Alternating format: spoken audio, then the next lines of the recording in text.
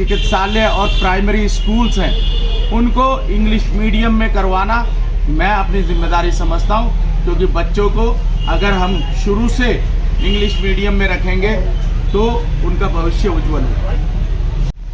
पिछले 15 सालों से जो हम गंदगी और कूड़े के ढेर देख रहे हैं, ये मेरा ख़ास मुद्दा रहेगा कि यहाँ की नालियाँ, ये गलियाँ और जो कूड़े के ढेर बने रहते हैं उनकी साफ़ सफाई और पार्कों के बदहाली आपसे छुपी नहीं है, वो साफ़ करवाना ये मेरी जिम्मेदारी रहेगी। आपने सही कहा, क्योंकि इसका नाम कुछ उर्दू लहजे में रखा हुआ है, लोगों को उर्दू के मीनिंग नहीं मालूम है। आम जनता यही सोचती है क्योंकि हम हिंदुस्तानी हैं, हिंदी ज़्यादा पढ़े हुए हैं, अरबी और उर्दू को कोई नहीं पहचानता ज़्यादा। जो लोग जानते हैं वो एक समाज के तरीके से जानते हैं, तो उसका एक छोटा सा तबका है जो आप समझ सकते हैं कि मुस्लिम भाई अपने जानते होंगे उस चीज़ के बारे में। आप इसको बंद करवा दीजिए, लेकिन वो नहीं माने, अपनी जिद पर थे और मैंने वहाँ पे 15 दिन तक धरना दिया, अकेला वहाँ पे 2-4 लोगों के साथ बैठा रहा। और ये हुआ कि जब शराब का ठेका बंद हुआ तो 1 अगस्त से 15 दिन पहले मैं उस शराब के ठेकों को बंद करवा चुका था। जो 1 अगस्त को बंद हुए तो वो सब एलजी के कहने से बंद हुए, लेकिन 15 दिन पहले वो हाजी शाहनवाज ने बंद कर। पता चला कि शराब का ठेका वहीं पर खुला हुआ और वो भी इलीगल तरीके से। एक को वो लाइसेंस दे रखा है तो 3 दुकानें उसके साथ में चल रही हैं। तो ये चीज़ें मुझे बर्दाश्त नहीं थी। मैंने इसके खिलाफ पार्टी में संवैधानिक तरीके से आवाज़ उठाई। मैंने एप्लीकेशन लिखी मनीष सिसोदिया जी को, जिनके अंडर ये आता है, तो मैंने कहा तो उन्होंने बिल्कुल नकार दिया।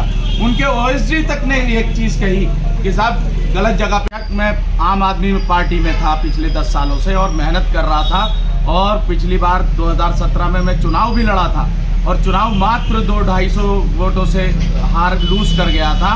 और मैं जहाँ तक समझता हूँ कि मैं गलत बातें बर्दाश्त नहीं करता, और वही गलत बातों का नतीजा, जैसे कि इन्होंने शराब के ठेके खोले और ठेके खोलने के बाद ऐसी ऐसी जगहों पे खोल दिए जहां उनकी ज़रूरत नहीं थी। हमारी मस्जिद जो इन्होंने भ्रष्टाचार एमसीडी में फैला रखा है, उसको रुकवाना मेरी जिम्मेदारी रहेगी। इन्होंने सैलरी के नाम पे लूटपाट मचा रखी है पूरी, और कहीं का कहीं कोई जॉब कर रहा है, किसी का कोई डाटा नहीं है। क्रॉकरी के नाम पर जो है पूरी सैलरी के पैसे खा जाते हैं। क्या इस तरीके से भ्रष्टाचार होगा? हमारे मस्जिद, हमारे मदरसे, हमारे मंदिर, हमारे अस्पताल, हमारे वो जो प्रसूति गृह होते हैं, वो हमारे स्कूल, प्राइमरी स्कूल, हमारे स्कूल के पास में, शराब के ठेके के पास में बस स्टॉप, ऐसी ऐसी जगहों पे जहाँ 4-4 मंदिर, सब्जी मंडी और ये सब चीज़ें होती हैं। क्वेश्चन ये है कि जैसे और पार्टियां जातिवाद को लेकर आई हुई हैं, क्या आपकी पार्टी भी जातिवाद को लेकर जीतेगी क्या? देखिए, हमारा तो एक ही नारा है, हिंदू मुस्लिम साथ चलेगा तभी हिंदुस्तान आगे बढ़ेगा। तो ये तो कोई बात ही नहीं है कि हम जातिवाद में हैं। जातिवाद हमारे आसपास भी नहीं फटकता है। हमारे तो पार्टी का जो नाम है उसी के अंदर एक मैसेज है। जो हिंदू या दूसरे भाई हैं वो इस बात को नहीं समझ पाते, क्योंकि ये उर्दू लैंग्वेज में है। इसका मीनिंग बिल्कुल जैसे मैंने आपको बताया कि हिंदुस्तान के सारे समाज के लोग एक साथ हो जाइए और तरक्की कीजिए इकट्ठा होकर के। सर, इसका मतलब तो ये हुआ भांति भांति के फूल हैं, एक गुलदस्ते में आ जाए। यस, बिल्कुल, आपने बिल्कुल सही बात कही कि भांति भांति के फूल हैं, एक गुलदस्ता बनकर के हम बहुत अच्छा वो लिखा है, सारे जहां से अच्छा हिंदुस्तान हमारा जी।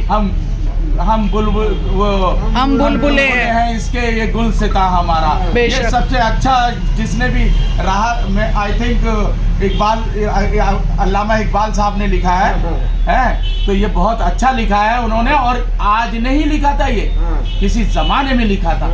तो आप उस वाली बात को आप समझिए। सर, ये तो रही आपकी शिक्षा और सफाई के बारे में। भ्रष्टाचार के लिए क्या कहना है आपका?